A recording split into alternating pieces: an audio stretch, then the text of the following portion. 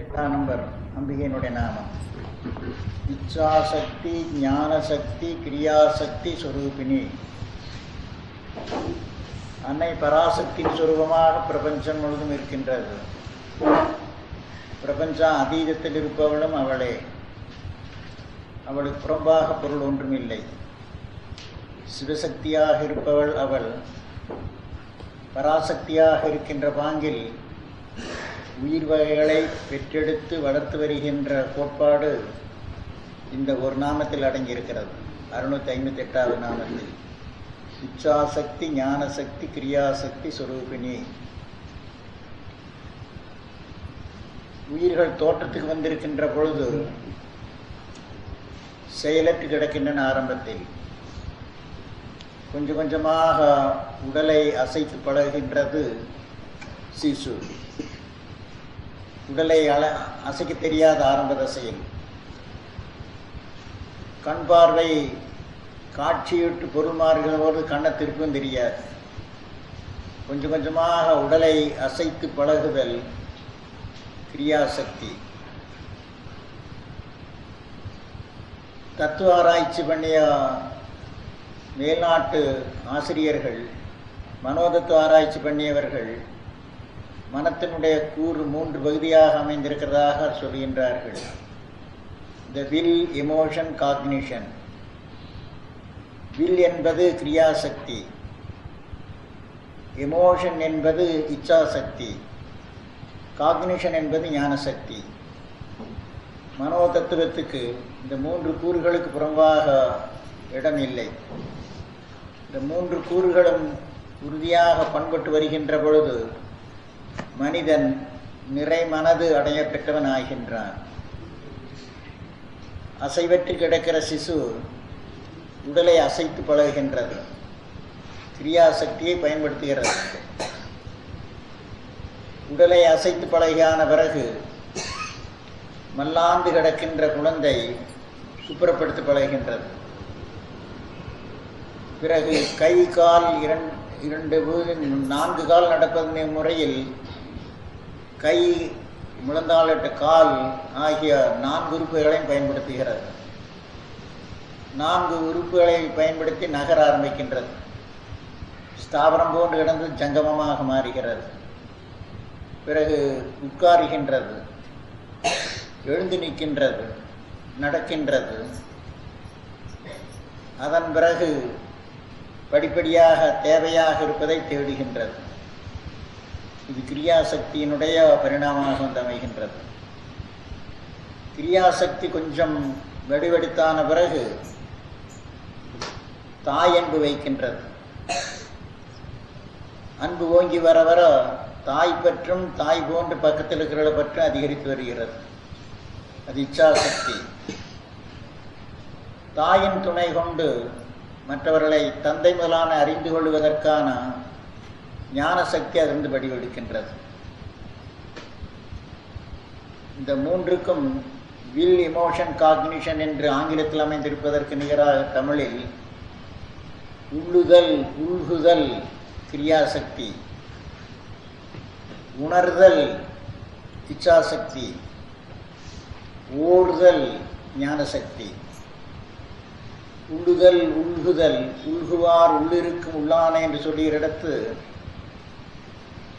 மனத்தின் மூலமாக தீர்மானம் பண்ணுகின்றது ஒவ்வொரு உயிரும். உட்காருகிறேன் என்று தீர்மானம் பண்ணி உட்காருகிறது. படுத்து தூங்கிறவர்கள் அதிகாலையில் எழுந்திருப்பேன் தீர்மானம் பண்ணி தீர்மானத்துக்கு பிரகாரம் எழுந்திருக்கின்றன உயிர் வகைகள். அது உள்ளுதல் அல்லது உள்குதல். உள்குதலின் விளைவாக ஸ்தூல சரீரத்தை கொண்டு செய்கின்ற செயல்கள் கிரியாசக்தி என்கின்ற பெயர் பெறுகிறது. இந்த கிரியாசக்தி மனத்துக்குள் இருக்கின்ற பொழுது உள்ளுதல், உள்குதல், இந்த வில் சரீரத்தில் வடிவெடுக்கின்ற பொழுது கிரியாசக்தி ஸ்தூலமாக வடிவெடுக்கின்றது. உணர்தல், இன்ப துன்பங்களை உணர்தல், பொறாமைப்படுதல், பாராட்டுதல் உணர்ச்சி, கோபித்து கொள்ளுதல், அன்பு கொள்ளுதல் உணர்ச்சி. இப்படி உணர்தல், எமோஷன், இப்படி வடிவெடுத்து வருகிறது. ஓர்தல், இது பொருந்துமா பொருந்தாதா என்று ஓர்தல் ஞான சக்தியாக வடிவெடுக்கின்றது. இப்படி உயிர்கள் தோற்றத்துக்கு வந்தான பிறகு படிப்படியாக கிரியாசக்தி, இச்சாசக்தி, ஞானசக்தி சொரூபமாக வடிவெடுத்து வருகின்றன. அப்படி இருக்க கிரியாசக்தி இங்கே கடைசியில் வைக்கப்பட்டிருக்கிறது ஒரு காரியத்தோடு. கீதையினுடைய அமைப்பில் கிரியாசக்தி முதல் நிற்கின்றது. உபனிஷத்து அமைப்பும் அம்பிகையினுடைய திருநாம அமைப்பும் ஆசிஷ்டோ திருஷ்டோ பலிஷ்டகா என்று உபனிஷன் சொல்லுகிற இடத்து பலிஷ்டகா திறமை காட்டுதல் கடைசியில் வந்து அமைகின்றது. சிஷ்டாச்சாரம் அன்புமயமாக, பேரறிவு திருதியாக வந்து அமைகிறது. பலங்கிற மூலமாக கிரியை வந்து அமைகின்றது. ஆனால் உயிரினுடைய தோற்றத்துக்கு வருகின்ற பொழுது கிரியாசக்தி முதலில் தோற்றத்துக்கு வருகிறது. அதை முன்னிட்டு பகவத்கீதையில் முதல் 6 அத்தியாயம் கிரியாசக்தியினுடைய மகிமை, கர்மயோகம் ராஜயோகத்தின் மூலமாக. 2வது 6 அத்தியாயம் பக்தியினுடைய சிறப்பு. கடைசி 6 அத்தியாயம் ஞானத்தினுடைய சிறப்பு. உயிரினுடைய தோற்றம் வளர்ச்சி இது ஒத்திருப்பதனால் கிரியாசக்தியில் ஆரம்பிக்கின்றது. கிரியாசக்தி வலுத்து வர வர உயிர்கள் என்ன பண்ண வேண்டும், அதை பயன்படுத்துவதற்கேற்ற பிரகாரம் உயிர்கள் படிப்படியாக திறமையை, வல்லமையை, பலத்தை பெறுகின்றன. 222வது நாமம் மகாபலா, உறுதிப்பாடு, வலிவே வடிவெடுத்தவளாக அம்பிகை இருக்கின்றாள். நாயம் ஆத்ம பலகீனேன லப்யகா, இந்த ஆத்மா பலகீனனால் அடையப்படுவதென்று. பலத்தை பெறுவதற்கு உபாயம் அவயவங்களை முறையாக கையாளுதல். கன்றுக்குட்டி தாயினுடைய பால் குடித்தான பிறகு ஓடியாடி விளையாடுகின்றது. அந்த ஓடியாடி விளையாடுவதன் மூலமாக அதனுடைய அங்கங்கள் உறுதி பெறுகின்றன. பறவை குஞ்சுகள் சிறகை அடித்து கொண்டு கொஞ்சம் கொஞ்சம் குதித்து பழகி பிறகு பறந்து பழகின்றன. அப்படி பலத்தை பெறுகின்றன. மானுட சிசுக்கள் அசைவற்று கிடக்குமானால் பலத்தை பெற முடியாது, உறுதி பெற முடியாது. வாழ்க்கையில் விளையாட்டு பருவங்கிற பகுதியில் எவ்வளவுக்கெவ்வளவு குழந்தைகள் ஓடியாடி விளையாடுகின்றனவோ அவ்வளவுக்கெவ்வளோ பலம் பெறுவனாகின்றன. பலமற்று போனால் வாழ்க்கைக்கு அவைகள் உதவ மாட்டான். பலம் அசி பலம் மயிதேகி பிரார்த்தனையே, பரம்பொருளை நீ பலஸ்வரூபமாக இருக்கின்றாய், பலத்தை எனக்கு கொடுத்தருள்வாயாக. Strength is life, weakness is death, Vivekanandar வாக்கு. பலம் பெற்றிருப்பது உயிருக்கு அறிகுறி, பலமற்று கிடப்பது செத்ததுக்கு நிகர். முறையாக பலத்தை வளர்த்து வருவது கடவுள் வழிபாடு. பலத்தை பெறுவது வேறு, கடவுள் வழிபாடு வேறு அல்ல. கடவுள் வழிபாடு என்பதற்கு முறிந்த கோட்பாடு என்ன? குறைநிலையில் இருக்கிற மனிதன் நிறைநிலை எட்ட முயலுகின்றான். அந்த நிறைநிலை எட்டுவதற்கு கருவியாக, உபாயமாக அமைந்திருக்க பகுதிகளெல்லாம் சாதனங்களாக வந்து அமைகின்றன. அதன் மூலம் வாழ்வு பெருவாழ்வாக திரும்பி அமைகின்றது. பெருவாழ்வு வாழ்ந்துதான் பிறகு பிரபஞ்ச வாழ்வு தாண்டி அதீத நிலைக்கு போவதற்கு மனிதன் தகுதியுடையவனாகின்றான். பிரபஞ்ச வாழ்வை சரியாக வாழ தெரியாதவன் அதீதத்தை எட்ட முடியாது. பள்ளிக்கூடத்தில் முறையாக படிக்கிறவன் பரீட்சையில் தேர்ந்து பள்ளிக்கூடத்திலிருந்து வெற்றிகரமாக வெளியேகின்றான். பிரபஞ்ச வாழ்வு என்பது ஜீவர்கள் அத்தனை பேருக்கு அமைந்திருந்த பள்ளிக்கூடம், பயிற்சி கூடமாக அமைந்திருக்கின்றது. வாழ்க்கை சம்பந்தமான கோட்பாடுகள் அனைத்தையும் சிற்றுயிர்களாக துவக்கி படிப்படியாக பரிணமித்து பேருயிர் நிலை எட்டி மனித நிலைக்கு வரும் பரியந்தம் ஒவ்வொரு படித்தரத்திலும் வாழ்க்கை தத்துவத்தில் உயிர் வகைகள் உறுதி பெற்று வருகின்றன. அப்படி உறுதி பெற்று வருகிற உயிர் வகைகள் பலவான்கள் பலம் உடைத்தவர்கள் ஆக வேண்டும். பலம் அற்றிருக்கின்ற அளவு, பலம் தடைப்படுகின்ற அளவு வாழ்வு பெருவாழ்வுக்கும் பதிலாக குறுகிய வாழ்வாக போகின்றது. பலத்தை நன்றாக பயன்படுத்துவதற்கு ஆயுதங்களை மனிதன் கையாளுகின்றான். சிற்றுயிர்களுக்கு ஆயுதம் தங்களுடைய சரீரத்திலே அமைந்திருக்கின்றன. கொம்புகளை ஆயுதமாக வைத்துக்கொண்டு விலங்குகள் பயன்படுத்துவது ஒரு வகையில் பலத்தை காட்டுவதற்கு. ஆடோடு ஆடு தலைமுட்டி விளையாடுவது பலத்தை பெறுவதற்கு. பலத்தை பெறுவதற்கு மான் குட்டி பிறந்துடனே ஓடி பழகுகின்றது. பலத்தை பெறுவதற்கு சிங்கம் புலி குட்டிகள் மற்ற உயிரினங்கள் பாய்ந்து பழகுகின்றன. மனிதன் பலத்தை வளர்ப்பதற்கு தனக்கு புறம்பாக இருக்கிற பல ஆயுதங்களை கையாளுகின்றான். இது மனிதனிடத்தில் இருக்கிற சிறப்பு. சிற்றுயிர்கள் அந்தந்த வாழ்க்கைக்கு இன்றியமையாத ஆயுதங்களை சரீரத்திலே அமைய பெற்றவர்களாக வைத்திருக்கின்றன.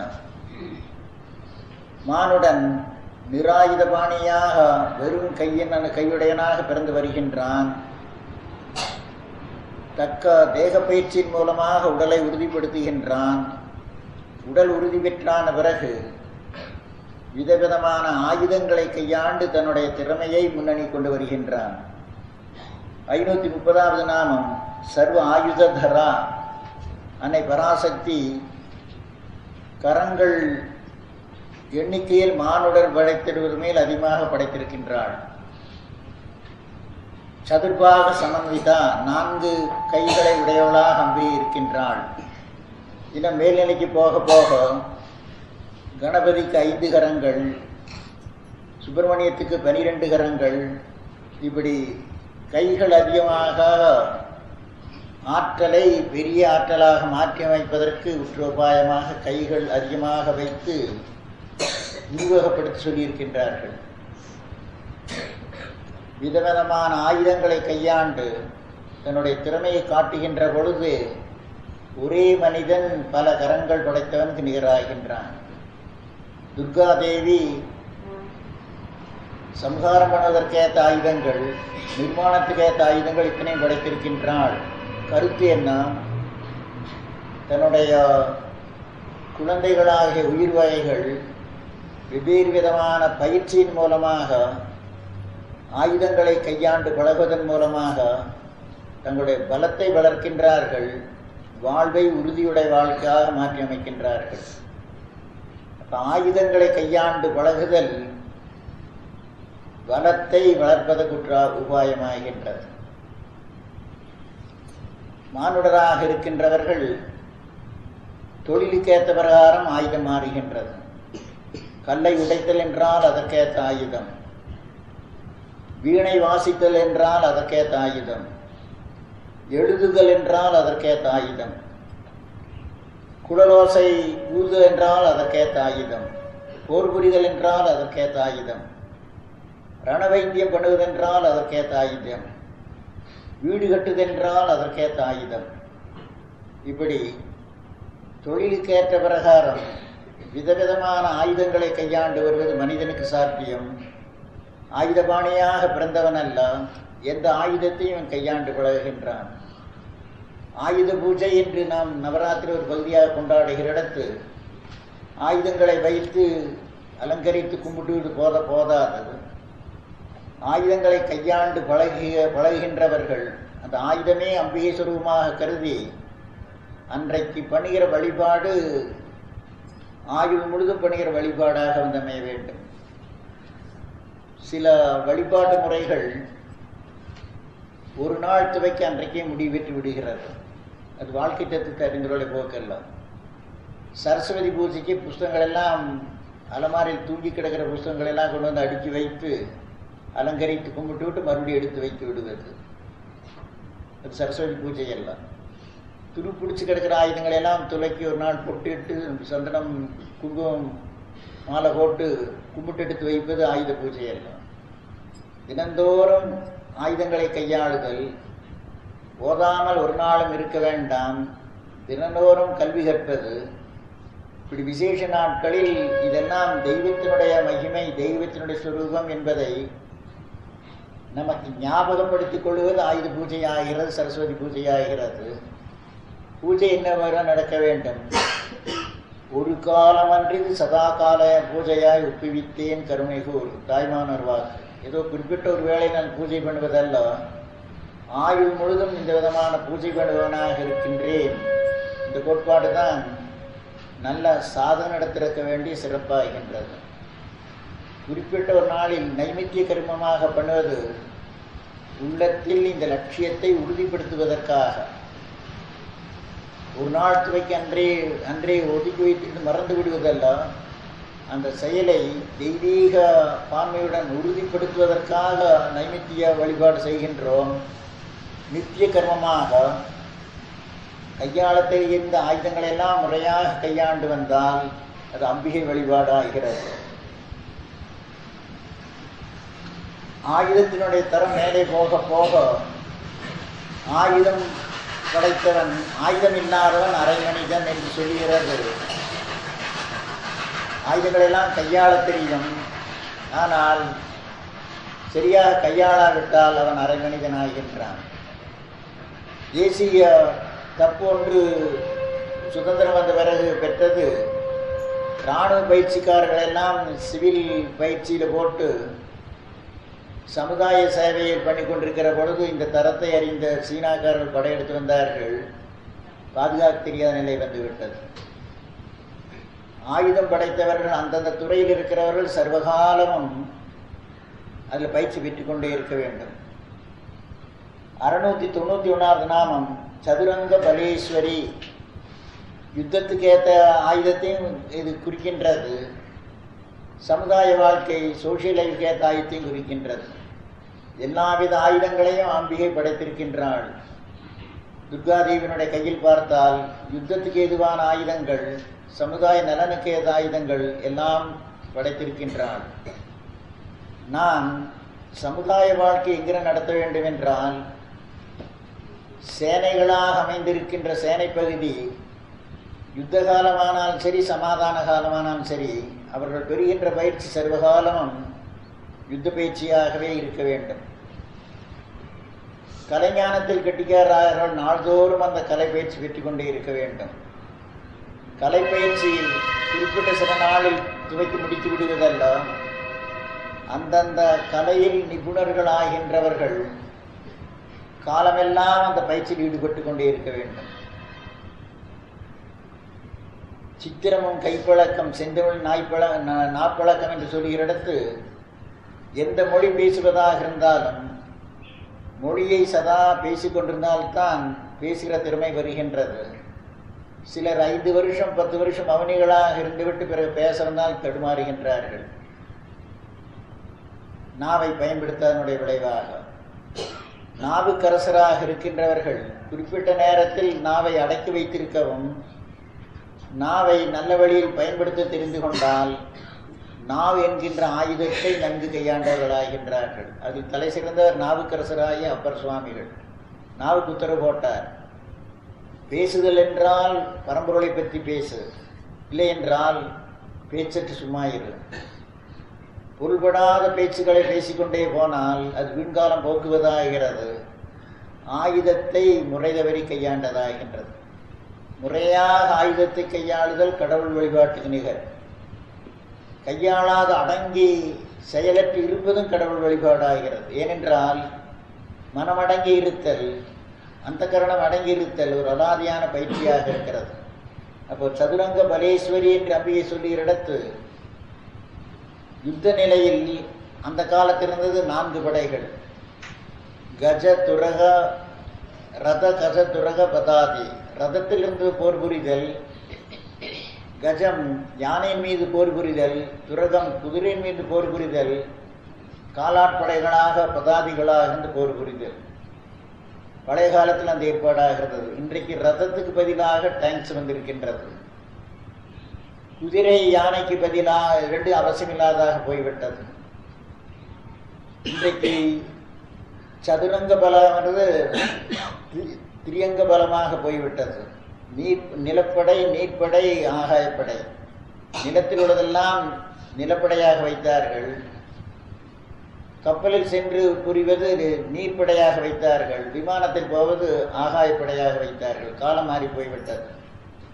எந்த முறையில் ஆனாலும் சரி, தனி மனிதனானாலும் சரி, சமுதாயமானாலும் சரி, வாழ்க்கைக்கு என்றைக்கும் ஆயத்தமாக இருந்து வாழ்வாங்கு திறம்பட வாழ்ந்து வந்தால் திறம்பட வாழ்வது அம்பிகையினுடைய வழிபாடு.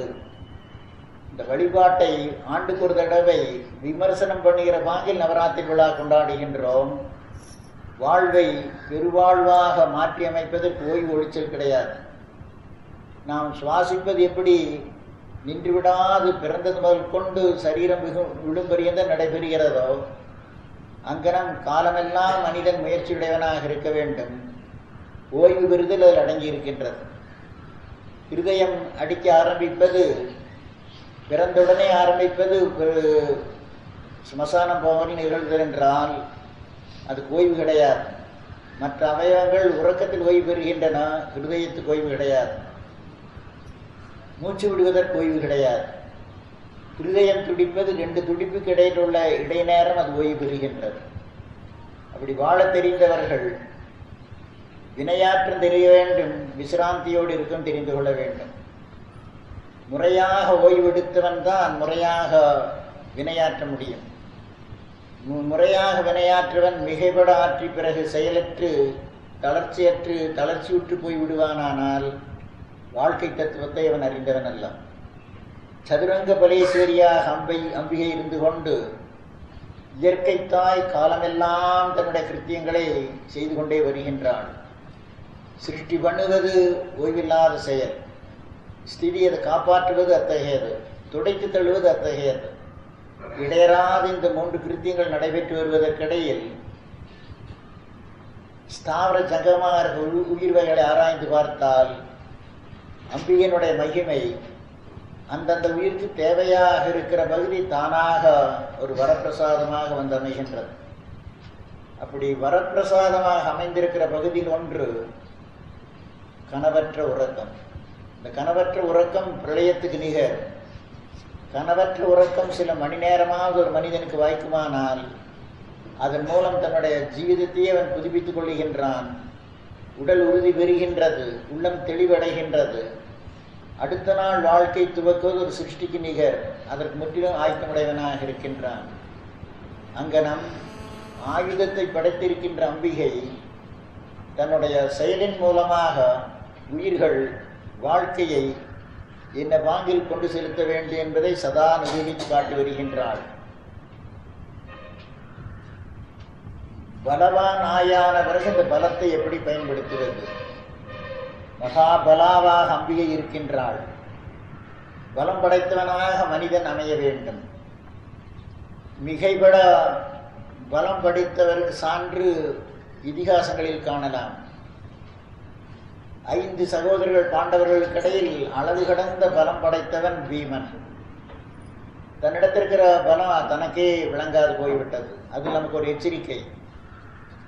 இவன் விளையாட்டாக தனக்கு அலாதியான பலம் இருக்கிறது தெரிந்து கொள்ளாது விளையாட்டாக சனது பண்ணியது வாழ்க்கையில் பிற உபதிரமாக வந்து முடிந்தது.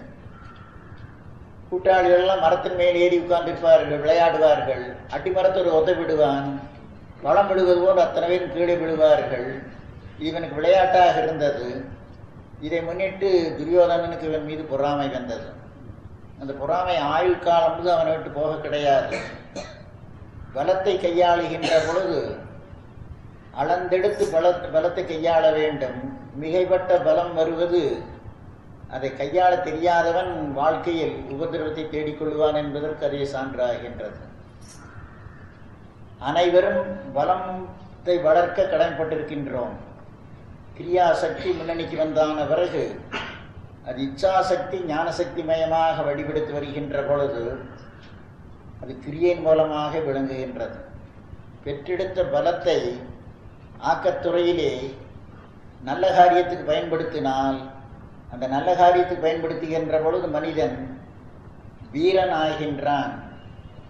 அன்னை பராசக்திக்கு மகாபலா என்பது 222வது நாமமாக இருப்பது போன்று மகாவீர்யா 221வது நாமம் மகாவீர்யா.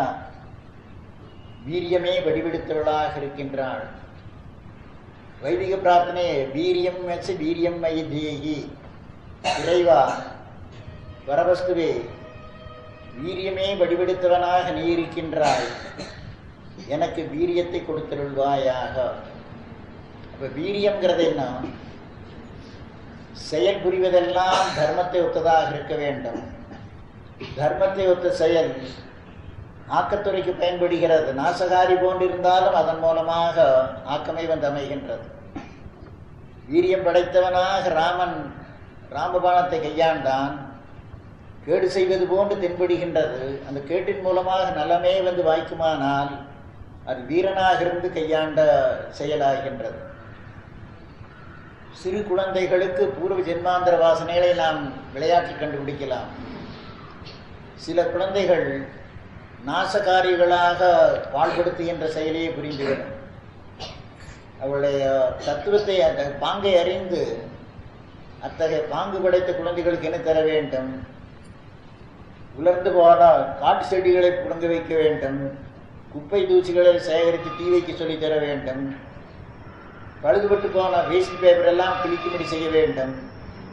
நாசகாரி இயல்பு படைத்த குழந்தைகளுக்கு அந்த வேலையே கொடுத்து அவள் இயல்பு மாற்ற வேண்டும். இது பலர் தெரியாது. கொடுத்த பொருளை சில குழந்தைகள் பாதுகாத்து வைத்திருக்கும். அப்ப பொருளை அவள் எடுத்து ஒப்படைக்கலாம். இன்னும் சில குழந்தைகள் வாங்கியதை மற்றவர்களுக்கு கொடுத்து பழகும். இந்த கொடுத்து பழகிற பயிற்சி குழந்தைகளுக்கு தர வேண்டும். பாதுகாக்கின்ற பயிற்சியும் தர வேண்டும். நாசகாரியல் போட வருகிற குழந்தைகளுக்கு வேலை கொடுக்காவிட்டால் அந்த தரமே அமிழ்த்தப்பட்டதாகிறது. குழந்தைகளுக்கு ஈடாக வந்து அமையும். பாழ்படுத்துவதில் பெரிய மகிழ்ச்சி அடைகின்றன சிறு குழந்தைகள். பாழ்படுத்துவதற்கேற்ற பொருள்களை கொடுத்து பாழ்படுத்தும்படி செய்து பயிற்சி கொடுத்தால் அவர் நல்வழியை திருப்ப வேண்டும். அந்த சதுரங்க பலேஸ்வரி அந்த முறையில் இருக்கிற அன்னை பராசக்தி இயற்கையில் அதுக்கு வழிகாட்டி தந்திருக்கின்றாள். பாழ்படுத்த வேண்டியதை பாழ்படுத்துவது வீரிய கர்மம், பயன்படுத்துவதை பாழாக்குவது வீரிய கர்மமாகாது. பலம் படைத்தவர்கள் பலத்தை நல்ல வழியில் பயன்படுத்துவதும் வீரர்கள், பயன்படுத்தாது வைத்திருக்கிறவர்கள் வீரர்கள் சூரர்களாக இருக்கிறார்கள். சூரர்களாக இருக்கிற சிலர் கெட்ட வழியிலும் பயன்படுத்துகிறார்கள். அது ஒரு நாள் உதவாது. வீரர்களாகவே இருக்க வேண்டும். வீரிய காரியத்திலே ஈடுபட வேண்டும். வீரராக வீரிய காரியத்தில் ஈடுபடுதல் வாழ்க்கையின முக்கியமான குறிக்கோளாக வந்து அமைந்திருக்கின்றது. செய்கின்ற ஒவ்வொரு செயலிலும் தர்மம் ஓங்குமானால் அது வீர கர்மமாகின்றது. மகாவீரியா 221வது நாமம் மிக மகாவீரியா, வீரியமே வடிவெடுத்திருக்கின்றவர்கள் வீரர்களால் ஆராதிக்கப்படுகின்றான். 777வது எண்ணிக்கை நாமம் வீர ஆராத்தியா, வீரர்களால் ஆராதிக்கப்படுகின்றாள் அம்பிகை. சான்றோருடைய ஜீவிதத்தை ஆராய்ந்து பார்த்தால் விளையும் பயிர் முளையிலேயே தெரியும். வீரியமே வடிவெடுத்தவர்களாக இருக்கின்றார்கள். அந்த வீரியத்தை நல்ல காரியத்திலே பயன்படுத்துகிறார்கள். கல்வி புகட்டுகின்ற சமுதாயம், அரசாங்கம் மாணாக்கர்களுக்கு சரியான பயிற்சி கொடுப்பதற்கு திட்டம் வகித்தால் சித்தவிருத்தி நாசகாரிகளாக போகின்றவர்களும் நல்லவர்களாக திரும்பி அமையலாம். அரசாங்கம் சமுதாயம் அதுக்கேற்ற திட்டம் போடாது இன்றைக்கு ஏதோ கடனை கட்டுகிற பாங்கில் கல்வி ஸ்தாபனங்கள் அமைந்திருக்கின்றன. அரசாங்கம் அந்த போக்கில் பொறுப்பற்றதாக இருக்கிறது, சமுதாயம் பொறுப்பற்றதாக இருக்கிறது, குடும்பஸ்தர்களும் பொறுப்பற்றவர்களாக இருக்கின்றார்கள். வேண்டலிசம்ங்கிற ஒரு சொல், குழந்தைகள் சிறு வயதில் பொருள்களை பாழ்படுத்துவதில் பெருமகிழ்ச்சி அடைகின்றன. பள்ளிக்கூடத்தில் இருக்கின்ற நாற்காலி, மேஜை இவைகளை பாழ்படுத்துவது, கண்ணாடி உடைத்தல், பாழ்படுத்துதல், இது உலகத்தில் உள்ள எல்லா நாடுகளிலும் நிகழ்ந்து வருகின்றது. சரியான பயிற்சி கொடுத்தால் இதற்கு பதிலாக நிர்மாண திட்டத்தில் குறிப்பிட்ட நேரம் வைத்து அவர்கள் இன்னென்ன போக்கில் என்ன காரியத்துக்கு பண்ணினால் பயன்படும் என்று கன்ஸ்ட்ரக்டிவ் ஒர்க், நிர்மாண பயிற்சி கொடுத்தால் நாசகாரி இயல்பு நல்லியல்பாக மாறி அமைகின்றது. வீரியத்தை அவரிடத்தில் வளர்க்கின்றோம். தருகிற பயிற்சியை பொறுத்ததாக வந்து அமைகின்றது. கோடிக்கணக்கான ரூபாய் ஒவ்வொரு நாட்டிலும் சிறுவருடைய வேண்டலிசம் மூலமாக பாழடைகிறது. சமாச்சார பத்திரிகை போடுகிறார்கள். அப்படி என்றால் அந்த சமுதாயம், அரசாங்கம் சிறுவர்களை வளர்ப்பதில் சரியான பயிற்சி எடுத்துக்கொள்ளவில்லை என்பதை காட்டி தருகின்றது. கண்ணு கருத்துமாக சரியான திட்டம் வகித்து வைத்தால் அவருடைய போக்குக்கு தடைபடினால் வளர்ச்சிக்கு இடைஞ்சலாகிறது. முளைத்து வருகிற செடி மேல் கல்லை தூக்கி வைப்பது அதுக்கு உபகாரம் அல்ல. வேகம் வளர்ந்து வருவது நமக்கு இஷ்டமான வழியில் அந்த வளர்ச்சியை திருத்த வேண்டும். வளர்ச்சி தடைப்படுத்தக்கூடாது. பிறப்பெடுத்த மானுட சிசுக்கெடுத்து 3 இயல்பும் இயல்பா சிருஷ்டி சிறி சம்ஹாரம் 3 இயல்புகளும் சற்று ஏறத்தாழ எல்லா உயிரிடத்தும் இருக்கின்றன. 3 இயல்பையும் பயன்படுத்த தெரிந்து அவர்கள் சரியான பயிற்சி கொடுத்தால், சரியான பயிற்சியில் அவர்கள் வளர்ந்து வந்தால் வீராராத்யா வீரமான முறையில் அன்னை ஆராதிக்கப்படுகின்றாள். அந்த பயிற்சி கொடுக்காது இருப்பதுதான் சமுதாயம் படிப்படியாக பாழடைஞ்சுவதற்கு காரணம். எஸ்டேட் என்று சொல்லுகின்ற பெரிய பெரிய தோட்டங்கள் இருக்கின்றன மலை பிரதேசங்களில். ஒரு எஸ்டேட்டினுடைய மதிப்பை அறிந்து கொள்வதற்கு எஸ்டேட் முழுவதும் நூற்றுக்கணக்கான ஏக்கர், ஆயிரக்கணக்கான ஏக்கர் சுற்றி பார்க்க வேண்டியதில்லை. அந்தந்த சாகுபடி பயிற்சிக்கு, பயிர் பச்சைக்கு ஏற்பட்டுள்ள எஸ்டேட்டில் இருக்கின்ற நர்சரி என்று சொல்லப்படுகின்ற நாற்றுகள், கன்றுகள், சிறு செடிகளை ஆயத்தப்படுத்துகிற பகுதியை பார்த்தால் அதை பார்த்து இந்த எஸ்டேட்டோட மதிப்பு என்று சொல்லிவிடலாம். எஸ்டேட் முழுதும் பார்க்க வேண்டிய நர்சரி பார்த்தால் அதனுடைய மதிப்பு தெரிந்து போய்விடும். ஒரு சமுதாயத்தை மதிப்போடுவதில் சமுதாயத்தில் உள்ள எல்லாரையும் பார்க்க வேண்டியதில்லை. பொருத்தமான 4-5 கல்வி ஸ்தாபனங்களை பார்த்தால் இந்த சமுதாயம் என்ன போக்கில் போகிறது என்பது நன்கு அறிந்து கொள்ள முடியும். இன்றைக்கு பொறுப்பற்ற வாங்கில் வளர்ந்து வருகிற சிறார்கள் நாளைக்கு சமுதாயத்துக்கு ஏற்ற நல்ல குடிமக்களாக மாட்டார்கள். வீராராத்யா அன்னை வீரர்களால் ஆராதிக்கப்படுகிறாள் என்று சொல்லுகிற இடத்து சமுதாயத்தில் இருக்கிறவர்கள் தாங்கள் வீரர்களாக இருக்க வேண்டும். வீரர்களை ஆயத்தப்படுத்துதல் அன்னையுடைய வெளிப்பாடாகிறது. நாளைக்கு குடிமக்களாக போகின்றவர்களுக்கு இன்றைக்கு தருகிற பயிற்சி கடவுள் வழிபாடாக கருதப்படுகிறது. என்ன போக்கில் பயிற்சி தர வேண்டும்? இன்றைக்குள்ள முதியோர்கள் பணம் சம்பாதிப்பதில் அல்லும் பகலும் ஈடுபட்டிருக்கின்றார்கள். தங்களுடைய சிறுவர்கள், சிறுமிகளை பற்றி கவனிக்க நேரமில்லை. இது பெரிய பிழை. ஒரு போக்கில் இன்றைக்குள்ள சிறுவர்கள், சிறுமிகள் அநாதைகள் போன்று வளர்ந்து வருகிறார்கள். வீட்டில் தாய் தந்தைகளுக்கு குழந்தைகள் கவனிக்க நேரமில்லை. பள்ளிக்கூடத்து ஆசிரியர்கள் பாசாங்கு பண்ணுகிறார்கள் கவனிப்பது போன்று, மேல்போக்காக பாடம் நடத்துவது போன்று ஒன்றும் பாடம் நடத்துவதில்லை. விளையாட்டுத்தனமாக பொருளற்ற விளையாட்டில் ஈடுபட்டு வேண்டலிசம் கடைசியில் பாழ்படுத்துகின்ற நாசகாரி மனப்பான்மை வளர்த்து நாளைக்கு சமுதாயத்துக்குரிய குடிமக்கள் ஆகின்றவர்கள் கிட்டத்தட்ட அரக்க இயல்பில் ஊறி வளர்ந்தவர்கள் ஆகின்றார்கள். வீராராத்யா என்கின்ற லட்சியத்திலிருந்து நேர் புரண்டவர்கள் ஆகின்றார்கள். இதற்கு பொறுப்பாளிகள் சமுதாயத்தில் உள்ள அனைவருமே.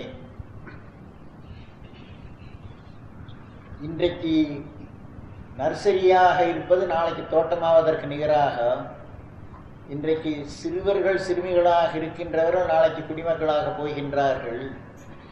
இவர்களுக்கு தருகின்ற பயிற்சி தேவாராதனைக்கு நிகர். பயிற்சி கொடுக்க தவறினால் கடவுள் வழிபாட்டிலிருந்து நாம் பிசைவர்களாகின்றோம். கடவுள் வழிபாட்டிலிருந்து பிசைகின்ற அளவு கீழ்மை அடைகின்றோம். சிறார்களை சரியான பாங்கில் பயிற்சி தராத வைக்கின்ற அளவு சமுதாயம் கீழ்மை அடைகின்றது. அதன் மூலம் நாளைக்கு சமுதாயத்துக்கு பெரிய நஷ்டம் என்றால் அரக்க இயல்பை வளர்த்ததுக்கு நாமே பொறுப்பாளிகளாகின்றோம். அன்னை பராசக்தி என்ன பாங்கில் இருக்கின்றாள்? வீரமாதா. நல்ல வழியில் போவதற்கே அவள் வழிகாட்டி வருகின்றாள். அது பயன்படுத்த தெரியாதவர்களாக இருக்கின்றோம். வீரமாதா என்பதற்கு சான்று எடுத்துக்கொண்டால் தாயினுடைய பொறுப்பு எத்தகையது என்பது நன்கு விளங்கும். நரேந்திரன் சிறுவனாக இருந்த பொழுது நரேந்திரனுக்கேற்ற தாய் தந்தையர்களாக விஸ்வநாத் தத்தர், புவனேஸ்வரி மாதா அமைந்திருந்தார்கள். புவனேஸ்வரி மாதா தபசிருந்து பெற்ற பிள்ளை நரேந்திரன்.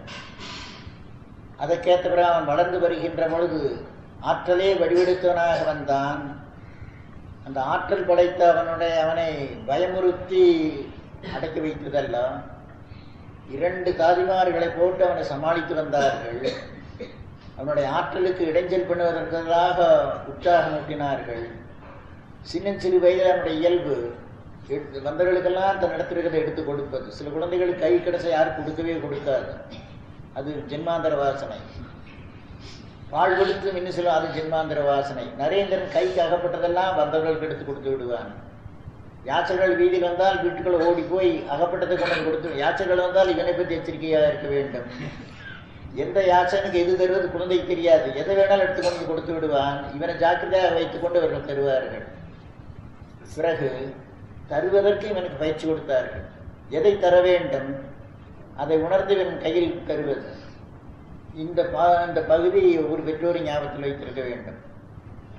குழந்தை கையில் தின்பண்டத்தை கொடுத்து மற்ற குழந்தைகளுக்கு வழங்குபடி செய்தால் வழங்குவதற்கேற்ப சுயநலம் தன்னிடம் தானாக போகின்றது. வழங்கி பழக பழக பரந்த மனப்பான்மையுடையதாகிறது. வீராராத்தியா என்று சொல்லிய இடத்து செயலின் மூலமாக வீரத்தன்மை புரிய வேண்டும். வீரம் என்பது ஆற்றல் பேராற்றலாக வடிவெடுக்கின்றது. அது தர்மத்தோடு கூடிய பழக்கமாகின்றது. இப்படி பழகி வந்தால் நாளைக்கு சமுதாயத்துக்குரிய நல்ல கொடையாளியாக அது வந்து அமைகின்றது. அப்படி நரேந்திரன் வளர்ந்து வருகின்ற பொழுது அவனுடைய திறமை தந்தையாருக்கு தெரியும். ஏராளமாக பணம் சம்பாதித்தார் விஸ்வநாத் தத்தர். நல்ல வழியில் ஏராளமாக செலவு பண்ணி கொண்டிருந்தார். சேமித்து வைக்கவே கிடையாது. அவர் சம்பாதிக்க செலவு பண்ணி கொண்டிருந்தார். தாயார் சொல்லி அனுப்பி நரேந்திரன் தடவை தந்தையிடம் போய் கேட்டான், அப்பா எதிர்காலத்தில் எனக்காக நீங்கள் சேமித்து வைத்த செல்வம் என்ன சொல்லிக் கொடுத்தது. தந்தையாரிடம் போய் கேட்டான், பிள்ளாய் உனக்காக தேடி வைத்தது நீயே, நீ எத்தகைய கண்ணாடியில் போய் உன்னுடைய முகத்தை பார். அவர் அப்படித்தான் பண்ணினார். நரேந்திரனுக்காக ஒன்றும் தேடி வைக்க கிடையாது. திடீரென்று காலமானார். குடும்பத்துக்கு வறுமை வந்தது. அந்த வறுமையில் சமாளித்தது வீரமாதா தாயினுடைய திறமை. தந்தையார் சம்பாதிக்க நல்ல வழியில் செலவழித்தார். எதிர்பாராது மாரடைப்பில் திடீரென்று காலமானார். மாணாக்கனாக நரேந்திரன் பொழுது வறுமை வந்து வாட்டியது. அந்த வறுமையில் குடும்பத்தை சமாளித்தது வீரமாதாவாகிய புவனேஸ்வரி மாதாவுடைய திறமையாகின்றது. நரேந்திரன் இதற்கிடையில் பரம்சரால் ஆயத்தப்படுத்தப்பட்டிருக்கின்றான். அவனுக்கு வாழ்க்கையில் ஒரு பெரிய பிரச்சனை. வீட்டில் தாயாருக்கும் உடன் பிறந்தவர்களுக்கும் இவன் பொருள் சம்பாதித்து அவர்களை பராமரிப்பது இவனுடைய கடமை. அது உணர்கின்றான். பரமஹம்சர் இவனை ஆயத்தப்படுத்தியது வேறொரு பெரிய காரியத்துக்காக. ஒரு நாள் தாயாரிடம் வந்து கேட்கின்றான், தாயே, வாழ்க்கையில் பெரிய பிரச்சனை என்னுடைய மனத்தை வாட்டுகிறது, எதை செய்வது என்று தெரியாது. உலக நன்மைக்காக ஒரு காரியத்துக்கு பரமசரனை ஆயத்தப்படுத்தி வருகின்றார். வீட்டு குடும்ப காரியத்தை பார்க்கிறவன் உங்களுக்கெல்லாம் பணிவிடை செய்ய நான் கடமைப்பட்டிருக்கின்றேன். இந்த ரெண்டும் ஒன்றோடொன்று சேர்ந்து நடைபெற காரியங்கள் அல்ல. குடும்பத்தை கவனிப்பதா பரமசருடைய லட்சியத்தில் ஈடுபடுவதா இந்த முரண்பாடு நிகழ்ந்த உள்ளத்தை வாட்டுகின்றது. இந்த கேள்வியை நரேந்திரன் தாயாரிடம் தெரிவித்தான். வீரமாதா அந்த அன்னை காட்டுகின்றான், குழந்தா, என்னை பற்றி கவலைப்பட வேண்டாம், எப்படியாவது குடும்பத்தை நான் சமாளித்து விடுவேன். உனக்கு எது நல்லதென்று தோன்றுகிறதோ அதை பண்ணு. ஒரு வீரமாதா தான் நான் சொல்ல முடியும். உனக்கு எது நல்லதென்று தோன்றுகிறதோ அதை நீ பண்ணுவாயாக. அதன் பிரகாரம் நடந்தான். அதற்கேற்ற மனப்பான்மையை வளர்த்து அவனை ஆயத்தப்படுத்தி விட்டது இந்த வீரமாதாவுடைய செயல். தாய் தந்தையர் பெற்றெடுத்து வளர்த்து வருகின்ற சிறுவர்களுக்கு தருகிற உணவு, உடை, செல்வம் முக்கியமான பகுதி அல்ல. எத்தகைய மனப்பான்மை வளர்த்து வருகின்றார்கள். அந்த மனப்பான்மை செல்வத்தை தருவதை விட, ஆடை ஆபரணத்தை தருவதை விட, புஷ்டி தருகிற உணவை தருவதை விட மேலானது. உள்ளத்தை பேணுதல் உடலை பேணுவதை விட மேலானது. நவீன இளைஞர்கள் சரியான பாங்கில் உள்ளம் பேண பெறாதவர்களாக இருப்பதுதான் இன்றைக்கு அவர்கள் கிட்டத்தட்ட பள்ளிக்கூடமானாலும் சரி, வீடானாலும் சரி, மேலான கருத்தை வாங்குவதற்கேற்ற சூழ்நிலை இல்லாமையினால் படிப்படியாக கீழே போய்கொண்டிருக்கிறார்கள். எதிர்கால பிரஜைகளாக இருக்கிற மாணாக்கர்கள் கீழ்நிலைக்கு போகிறார்கள் என்றால் அதற்கு பொறுப்பாளிகளாக இருக்கின்றவர்கள் சமுதாயத்தவர்களாகிய பெற்றோர்களும் அரசாங்கமும் கல்வி ஸ்தாபனங்களும் ஆகும். அரசாங்க முறை நமக்கு பொருந்தாதது வைத்துக்கொண்டு ஆட்சி பெறுகிறதில் கண்ணு கருத்துமாக அவருடைய ஆற்றல் செல்வம் எல்லாம் உருட்டி தள்ளுகின்றார்கள். பதவி பிடிப்பைத்தர் வேறொன்று அறியாதவர்கள். விளையாட்டுத்தனமாக பள்ளிக்கூடம் போய்கொண்டிருக்கிறார்கள். குடும்பத்தில் தாய் தந்தையர்கள் பணம் சம்பாதித்தார் வேறொன்று அறியாதவர்கள். எந்த பகுதியில் வீரருடைய செயல் தென்படுகின்றது, ஒரு பகுதியிலும் காணவே இல்லை.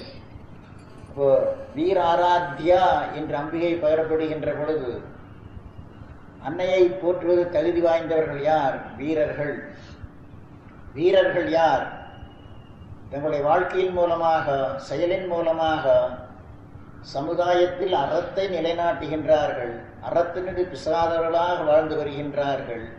அல்லும் பகலும் புரிகின்ற செயலெல்லாம் ஆக்கத்துறையில் நேர்மையான பாங்கில் வடிவெடுத்து வருகிறது என்றால் அத்தகைய சமுதாயம்தான் உண்மையில் பராசக்தியை வணங்குகின்றார்கள்.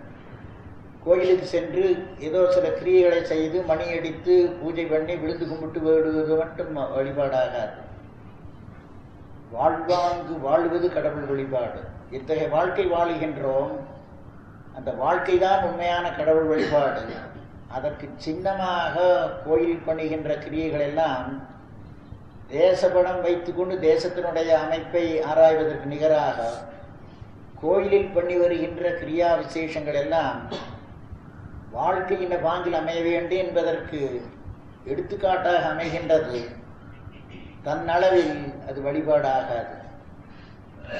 தேசபடத்தில் வைத்துக்கொண்டு சென்னையின் இடத்தில் இருக்கின்றது, கல்கத்தாவின் இடத்தில் இருக்கின்றது, காசியின் இடத்தில் இருக்கின்றது, பம்பாயின் இடத்தில் இருக்கின்றது படத்தில் படித்தால் நாம் சென்னையை கண்டவர்கள் அல்ல, கல்கத்தாவை கண்டவர்கள் அல்ல, காசியை கண்டவர்கள் அல்ல, பம்பாயை கண்டவர்கள் அல்ல. ஆங்காங்கு செல்வதற்கு மனத்தில் ஒரு தத்துவத்தை அறிந்து கொள்வதற்கு உதவி புரிகின்றது தேசபடம். அப்படி கோயில் பண்ணுகிற கிரியா விசேஷங்கள் எல்லாம் வாழ்வு பெருவாழ்வாக திருந்தி அமைவதற்கான வழிகளை அதில் அமைத்து வைத்திருக்கின்றார்கள். அந்த பெருவாழ்வு வாழாது கோயிலுக்கே சென்று கொண்டு இருக்கிறவர்கள் முன்னேற்றம் அடையாத காரணம் வழிபாட்டுடைய தத்துவத்தை அறிந்தவர்கள் அல்ல. ஒரு முக்கியமான ஞாபகத்தில் வைக்க வேண்டிய விஷயம், உபாசனா பண்ணுகிற உபாசகர்கள் எந்த மூர்த்தி உபாசனை பண்ணுகிறார்கள் அந்த மூர்த்தியினுடைய பாங்கை அனுசரித்து உபாசனை பண்ண வேண்டும். பணம் வேண்டுகிறவர்கள் லக்ஷ்மி தேவியை உபாசிக்கலாம், பணம் வேண்டுகிறவர்கள் தியாகமூர்த்திகளை வழிபடக்கூடாது. லக்ஷ்மி தேவி உபாசிப்பதனால பணம் தான் சொல்லிட்டு முயற்சி பண்ணாதிருந்தால் எங்களுக்கு தரித்திரம் அதிகரிக்கும். பல பேர் கோயிலுக்கு போய் பணம் கேட்பார்கள், ஒரு முயற்சி பண்ண மாட்டார்கள். கருட தரிசனத்துக்கு காத்துட்டு இருப்பார்கள், உழைக்க மாட்டார்கள். சோம்பேறிகள். பிரார்த்தனை பண்ணி பணம் பெறுவதற்கு பிரார்த்தனை பண்ணி முயற்சி பண்ணாது இருக்கிறவர்கள் தரித்திரம் அதிகரிக்கும். பரமசதேவரிடம் பக்தியை கேள், ஞானத்தை கேள். செல்வம் கேட்கின்றவர்கள் பரமசனிடம் வாய் திறக்கக்கூடாது.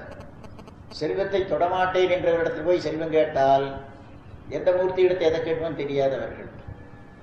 அவர் பக்தி ஞானத்தையே வளர்ப்பதற்கு வந்தார். பரமசரை வழிபடுகின்றவர்கள் மேலும் எனக்கு செல்வத்தை தான் என்று கேட்டால் அது விஷயம் தெரியாதவர்கள். டாக்டர்கிட்ட போய் என்ஜினியரிங் விஷயம் கேட்டது போல இருக்கு. அவர் தியாகமூர்த்தியாகவே இருந்தார். செல்வத்தை நவீன உலகம் செல்வத்தை வணங்குவது இவர்களுக்கு வழிபாடாக இருக்கிறது. அமெரிக்கரிடம் விவேகானந்தர் சொன்னார், yes you have your almighty god, dollar is your almighty god, the worship of dollar is your worship of god என்று சொன்னார். மெட்டீரியலிசம், பௌதீகம் அது, லௌகீகம் அது, அதில் வரம்பு கடந்து சென்றால் மனிதனை மேன்மை கொண்டு வராது. செல்வம் அவசியமானது. எவ்வளவு தூரம் என்ன காரியத்துக்கு அது அறிந்திருக்க வேண்டும். செல்வத்திலும் மிக்கது மனபரிபாகம். அந்த மனபரிபாகம் ஆவதற்கு செய்கின்ற வழிபாடு தான் வீர ஆராதனையாகின்றது. பரிபாகத்தை புறக்கணித்து விட்டு செல்வம் வளர்ப்பதிலேயே சென்றால் செல்வத்தை பெறுகின்றார்கள் உலகத்தவர்கள் சிலர். செல்வத்தை பெறுவதன் மூலமாக மற்றவர்களுக்கு அவருடைய வாழ்க்கையின் பாடமாக வந்து அமைகின்றது. இன்றைக்கு உலகத்தில் உள்ள நாடுகளில் குபேர செல்வம் படைத்த நாடு அமெரிக்கா. பணம் வேண்டுகள் எல்லாம் இந்தியர்கள் அங்கோடுகின்றார்கள் பணம் சம்பாதிப்பதற்கு. அமெரிக்கர்களில் சாந்தி வேண்டுகிறர்கள் இங்கோடி வருகின்றார்கள். குபேர் செல்வத்தை கண்டு அனுபவித்தாய்விட்டது. அது சாந்தியை தருவதல்ல, வாழ்க்கையினுடைய முறிந்து குறிக்கோள் அல்ல. சலித்து போனவர்கள் அது வேண்டாம் என்று இங்கு ஓடி வருகின்றார்கள். அதில் ஆசை வைத்தவர்கள் அங்கு ஓடுகின்றார்கள். அங்கு ஓடுவது இங்கு சம்பாதிக்கவர்கள் அது விரைவில் அங்கு சம்பாதிக்கலாம், உண்மை. ஆனால் மனிதன் பணம் சம்பாதிக்கும் எந்திரமாக உலகத்தில் பிறந்தவன் அல்ல. பக்தியை, ஞானத்தை வளர்ப்பதற்காக நவீன மனிதன் மிகைபட பணப்பற்று வைத்திருக்கின்றான். பணப்பற்றின் வேகத்தை தணிப்பதற்காக பரமஹம்சர் பணத்தை திருடிகரணங்களால் தீண்டேன். மனத்தில் எண்ணுவது கிடையாது, அதை பற்றி பேசுவது கிடையாது, நாடுவது கிடையாது. பக்திக்கு புறம்பாக இருக்கிற பணத்தை திரிகரணங்களில் தீண்ட மாட்டேன் என்று சங்கல்பம் பண்ணினார், ஒதுக்கி தள்ளினார். அதன் பிரகாரம் வாழ்ந்தார். அப்படி வாழ்ந்ததின் விளைவாக அவருடைய பூலோக வாழ்வில் எந்த குறையும் ஏற்பட கிடையவே கிடையாது. நிறைவாழ்வு வாழ்ந்தார். அது நமக்கு பெரிய பாடம். அதற்கு தகுதி வாய்ந்தவர்களாக இருக்கின்றார்கள். அந்த தகுதியோடு கூடியவர்களாக இருப்பார்களானால் இந்த தேவையானதை தாயை கொண்டு வந்து கொடுக்கின்றாள். பணத்தை நாடுகின்றவர்கள் பணத்துக்கு தகுதி வாய்ந்தவர்களாக இருந்தால் பணம் கைக்கு வருகின்றது. அருளை நாடுகின்றவர்களுக்கு அருளுக்கு தகுதியுடையவர்களாக தங்களை செய்து கொண்டால் அருள் அவர்களால் தாராளமாக பொழியப்படுகின்றது. யார் எதை கேட்கின்றார்களோ அதற்கு தங்களை தகுதி வாய்ந்தவர்களாக செய்கின்றவர்கள் வீரர்கள். தகுதியற்றவர்களாக இருந்து கொண்டு தெய்வத்திடத்து பிரார்த்தனை பண்ணினால் முடவன் கொம்புத்தேனுக்கு இச்சை வைப்பது போன்று ஆசைப்பட்டால் நிறைவேறாது. எதை மனிதன் பெற விரும்புகின்றான் அதற்கு தன்னை தகுதியுடையவன் ஆக்கிக் கொள்கின்றவன் வீரன். தகுதியுடையவனாக தன்னை செய்து கொள்ளுவானால் கொடுக்கின்ற தெய்வம் கூரையை பீத்து கொண்டு கொடுக்கிறது என்கின்ற கோட்பாடு. பராசக்தி அந்தந்த தகுதிக்கேற்றதை எடுத்து வழங்குவதற்கு சதா காத்து கொண்டிருக்கின்றாள். அதனால் ஸ்ரீமாதா என்கின்ற பெயர் அவருக்கு வந்திருக்கின்றது. இத்தகைய பாங்கின் மனிதன் வாழ வேண்டும். நசிகேதன் மாணாக்கர்களுக்கு மட்டும் முன்மாதிரி அல்ல, மக்கள் எல்லோருக்கும் முன்மாதிரி. தந்தையார் விஸ்வசித்தி யஜ்யம் பண்ணிய தந்தையார் சுயநலத்தை முன்னிட்டு பிழை போனார். அந்த பிழையை நிவர்த்தி பண்ணுவதற்காக அவருடைய சாபத்தை ஏற்றுக்கொண்டு யமலோகத்துக்கு சென்றான். யமனிடமிருந்து அங்கு 3 நாள் பட்டினி கிடந்து காத்திருந்ததுக்கு விளைவாக ஈடாக 3 வரம் கீழ் என்று யம தர்மராஜா சொல்லுகின்றார். பிரதிகூலமான சூழ்நிலையில் அதை நிவர்த்தி பண்ணுவதற்காக தந்தையினுடைய கோபத்தை ஏற்றுக்கொண்டு அமைதியாக செல்கின்றான். பட்டினி அமைதியாக கிடந்து பட்டினி கிடந்த விளைவாக யம தர்மராஜன் 3 வரம் தருகிறேன் 3 கீழ் என்று சொல்லுகின்றார். அந்த சூழ்நிலையை பயன்படுத்துகின்றான். மனம் போனாது பட்டினி கிடந்து காத்திருந்தது இவனுடைய வீர செயல். அந்த வீர செயலுக்கேற்ற விளை வருகின்றது 3 வரத்தை கீழ். இந்த வரம் கேட்டதில் மனிதன் இத்தகைய பரிவாக அடைந்திருக்கின்றான். வீரன் யார்? இந்த வரம் கேட்டதில் விளங்குகின்றது. முதல் வரமாக என் மீது கோபித்துக் கொண்டு அசாந்தத்தோடு இருக்கிற தந்தையார் சாந்த சங்கல்பனாக இருந்து நான் திரும்பி அவரிடம் போகும்போது மகிழ்வோடு என்னை ஏற்றுக்கொள்வாராக.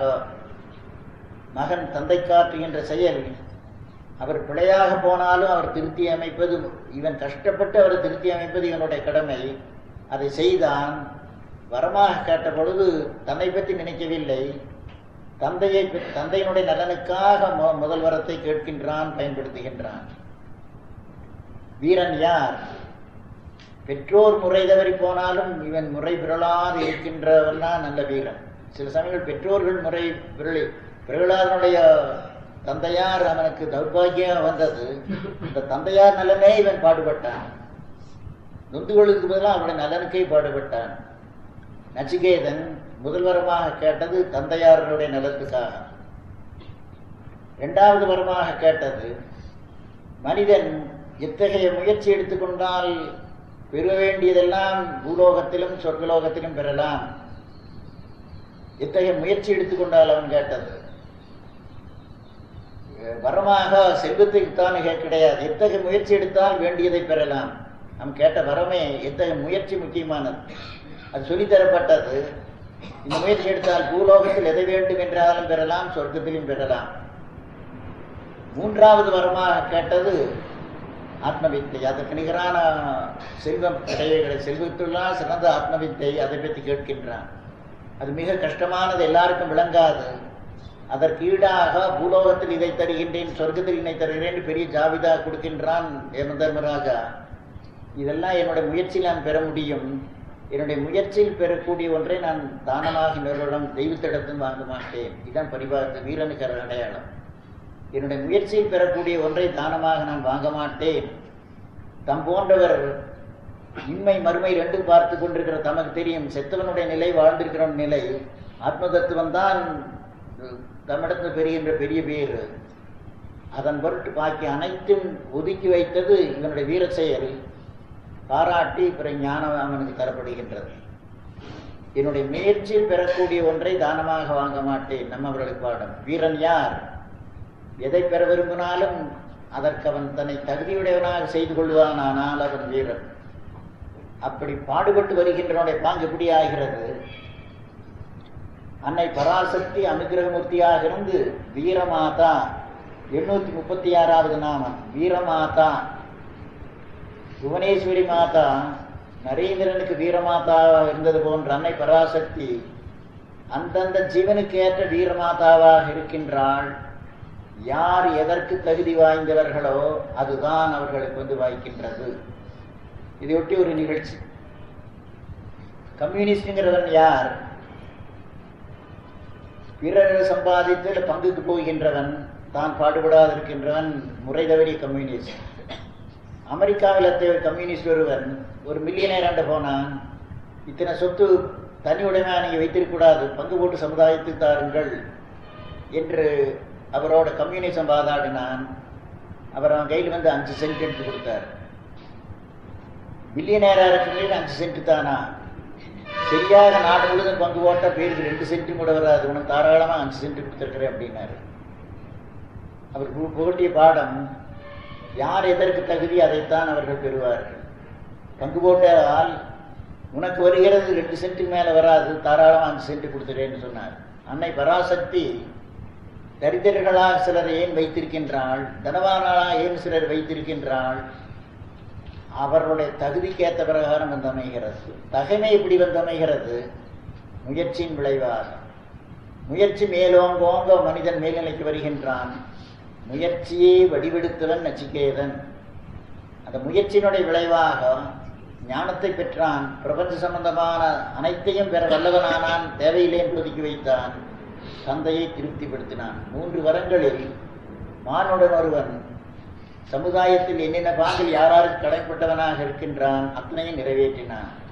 இது வீரனுடைய போக்கு. வீரநாத்தாவாக அன்னை பராசக்தி இருந்து கொண்டு அந்தந்த ஜீவனுக்கு ஏற்ற தகுதியை அவள் வழங்கி வருகின்றான். இதுதான் அடிப்படை கோட்பாடு என்றால் ஒவ்வொரு மனிதனும் தன்னை ஆராய்ந்து பார்க்க வேண்டும். தான் எதை பெற்றிருக்கின்றான்? அவனுடைய தகைமை அத்தகையதே. தகைமையில் மேலே வர வர இவன் விரும்பியது தானாக அவனுக்கு வந்து வாய்க்கின்றது. அதன் பொருட்டு என்ன செய்ய வேண்டும்?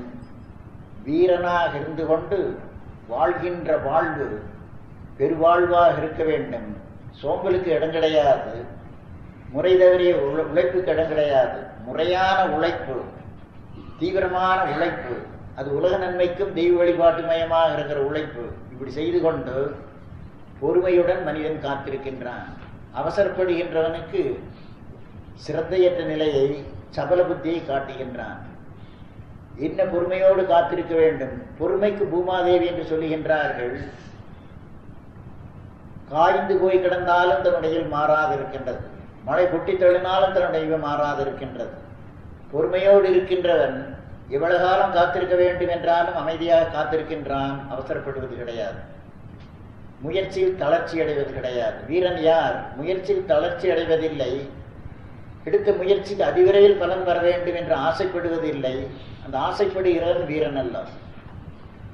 சுதந்திரம் வந்தவர் நாடு முழுதும் அதிவிரைவில் பணக்காராக முயல்கின்றார்கள், தரத்தில் கீழே போகின்றார்கள்.